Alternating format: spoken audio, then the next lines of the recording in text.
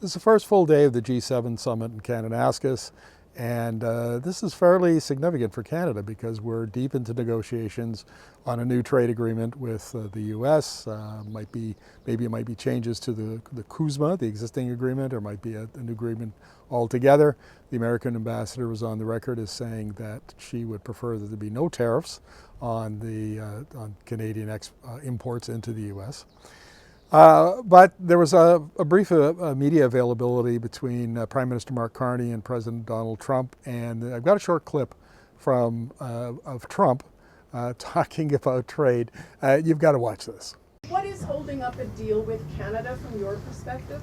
It's not so much holding up. I think we have different concepts. I have a tariff concept, and Mark has a different concept, which is something that some people like. But we're going to see if we can get to the bottom of it today. I'm a tariff person. I've always been a tariff. It's simple, it's easy, it's precise, and it just goes very quickly. And I think Mark has a more complex idea, but also very good. So we're going to look at both, and we're going to see what we're going to come out with something, hopefully. Mr. President? Now, Theo Midakis, the Toronto Star cartoonist, had a great cartoon. I mean, look at this thing. I have to tell you, I think it speaks for a lot of Canadians, myself included. We got another 3.5 years to put up with this guy, and I guess we have to suck it up and do our best. But I pity Mark Carney having to, here's a guy with a PhD in economics having to deal with Donald Trump. But the thing I really want to talk about today is the agreement that was reached between the US and the UK. And it's not a substantive trade agreement. It's more symbolic than anything. But after Brexit, after the UK left the EU was essentially how the UK accessed the American market. And it lost that. And so it didn't have any kind of a trade agreement with the US. And now it does. But there's not a lot of meat on the bones. I mean, there was a few points of agreement around a structural trade relationship. There are, particularly around digital trade and regulatory cooperation. They made some progress there. But really what this is a win for the UK because they're trying to build agreements sort of post-Brexit.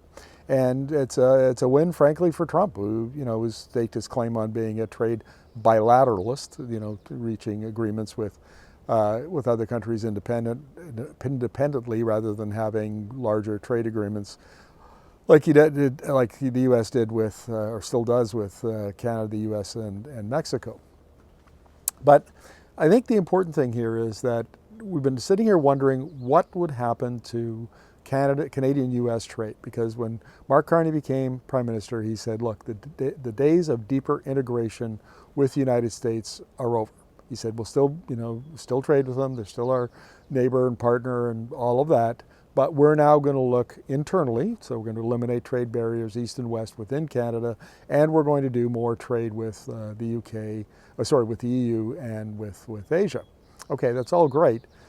But, I interviewed a couple of trade economists, like Peter Morrow from the University of Toronto, and he said, this is looking a lot like Trump 1.0, where lots of bluster and you break a few things and make people angry, and then you come back to the table and you negotiate, an agreement that has some, minor changes, but doesn't really change the substance of the agreement.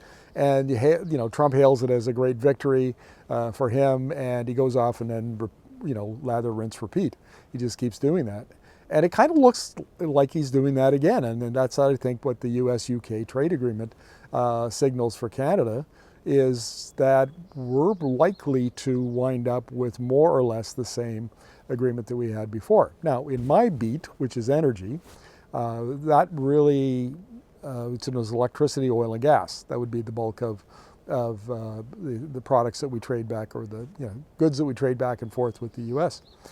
And frankly, on the oil side, Alberta heavy crude, that makes up the bulk of our exports. And we've kind of got them over a barrel, folks. I mean, there's 5 million barrels a day of demand. We export 3.3 million barrels of demand. So we've got, like 66% of the market already. And it's clearly acknowledged that the Western Canadian Select and other heavy grades they are the most competitive barrel. They outcompete anybody. And not only that, I was interviewing Jeff Barron from the U.S. Energy Information Administration. He's an oil economist, and he told me that 70% of that 5 million barrels a day of refining capacity was built specifically for Canadian heavy crude. I mean, who has the leverage here? The customer or the supplier? And I would argue that, in fact, we have a lot of leverage. And I don't expect that in whatever kind of trade agreement that Carney and Trump come up with, I really don't think that Trump has any wiggle room when it comes to oil imports. He's stuck with what we've got now. But that raises another question. He canceled Venezuela's import license. That's 200,000 barrels a day of heavy. Mexico, Maya, which is a competitor of Canada in the U.S. Gulf Coast market, has been in terminal decline for a long time and continues to decline. But the Mexican government has said that it wants to refine all of the 500,000 barrels currently being exported to the U.S., wants to do it domestically. And they're currently working on one or two refineries, and they've had some problems getting it started up. But, in the not too distant future, more of Mexico Maya is going to be refined domestically in Mexico. And already the U.S. Gulf Coast heavy crude market is getting tight for supply. Now that Venezuela's been lost, and as Mexico slowly pivots to domestic refining, it's just going to get tighter and tighter and tighter. And I hate to say it, I know it's not trendy these days. We're all angry at Trump. We're all angry at the U.S. We want to trade somewhere else. We don't think the U.S. is a trustworthy trade partner anymore. But the fact remains, they need us almost more than we need them. And that, I think, is at the end of the day, you're going to see that not only will our exports continue, and by the way, the March data came out last week, and there wasn't a whole lot of change. Actually, it came out a couple weeks ago. And there was just a little bit of a drop because there was refinery maintenance and so on, but essentially it's a seasonal drop. And we'll see on the 30th when the April numbers come out what they look like, but I was not expecting a whole lot of change. I think essentially the market will remain more or less what it was. So there's a wrinkle in here, is that there's 650,000 barrels of shipping capacity in existing pipelines that could be added through optimization. Basically you're shipping more in the same pipe. And so we could ship down another 650,000 barrels of heavy crude, of dilbit, down to the U.S. Gulf Coast without adding any pipe. Why wouldn't we do that? Why wouldn't we do that? And so there's a conundrum here, folks, that we're going to have to grapple with one of these days. And that is, in North America, Alberta heavy crude is far and away the low-cost competitive barrel. Like, we could have that, if we had enough supply, we could be competitive for a lot more of the market than we currently are. But because of the differential between West Texas Intermediate, which is the American light sweet crude benchmark, and Western Canadian Select, which is basically our heavy benchmark, there's a differential. It's usually between $9 and $13, and sometimes it's blown out and it's been a lot more, which means our prices are lower. And so the industry has always hated that. They've always, say, well, we're captive to one customer and we want more customers. Well, the problem is that over in Asia, which is, the other, I think India and China make up 26% of all global heavy crude, we're not the competitive barrel. We're not. Because it costs $18, $15 to $18 to get a barrel from Edmonton over to India or China to a refinery or petrochemical complex. So here's the conundrum. In the market that we have, where we are the 800-pound gorilla, we don't want it. Well, that's not right. This is the market where we've got it, we'll keep it, fine, but we don't want any more of it. We're casting our eyes over to Asia and Europe, where we're not the competitive barrel. That makes no sense to me.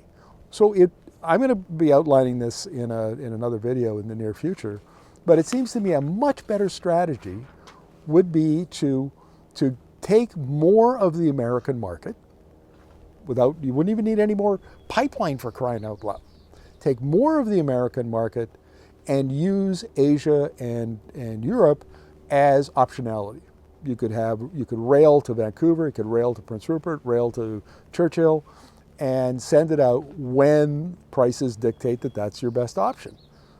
That's not you don't have to worry about, great big white elephant pipelines. You don't have to worry about a fight in BC or a fight in northern Manitoba to put a pipeline through there.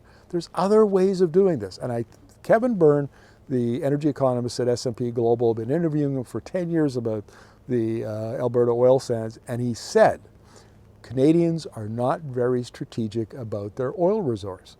Here is an opportunity to be strategic and not do something stupid. Don't go out and just because, what the industry wants is not always best for what Canada needs. So I'm throwing it out there and I'm saying that the US-UK trade agreement is probably going to be something like the US-Canada trade agreement. And if that's the case, then we need to have a different strategy for oil exports down to the United States and how we think about optionality and what infrastructure we build up in Canada.